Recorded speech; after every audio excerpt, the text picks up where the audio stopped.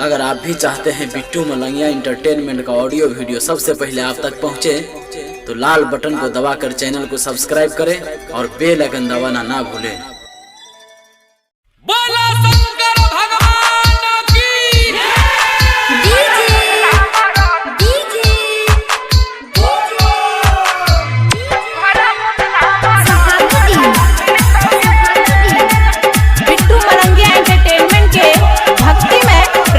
अब की बेर जे है देव घर न जइबे, अब की बेर जे है देव घर न जइबे, छोड़ी करिया मरद तोरा मिलतोगे न कच्ची का भातार तोरा मिलतोगे।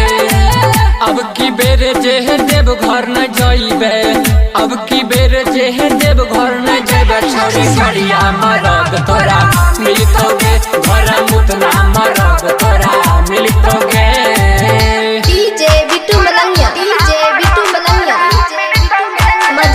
मधुबनी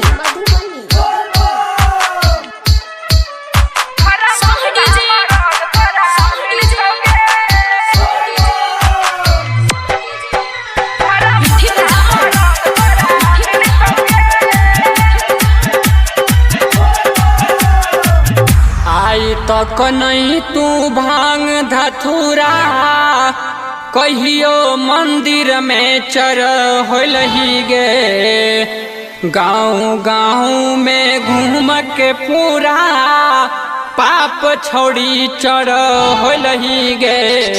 जल चढ़ा ले बाबा के एक बेर, जल चढ़ा ले बाबा के नहीं तो छोड़ी करिया मरद तोरा मिलतोगे, घर मुतना भातार तोरा मिलतोगे।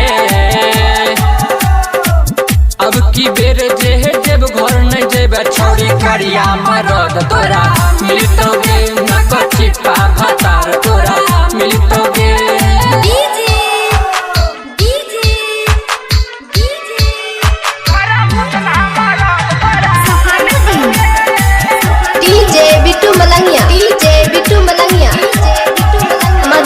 मधुबनी उठा के चलने गे गोरकी, सावन के पावन साल में बाबा चरण के धूल बसल छो, बबुआ सुंदर लाल में। राइटर सरवन सुमन के मान ले, राइटर सरवन सुमन के मान ले, नहीं तो करिया मरद तोरा मिलतोगे, घर मुतना मरद तोरा मिलतोगे।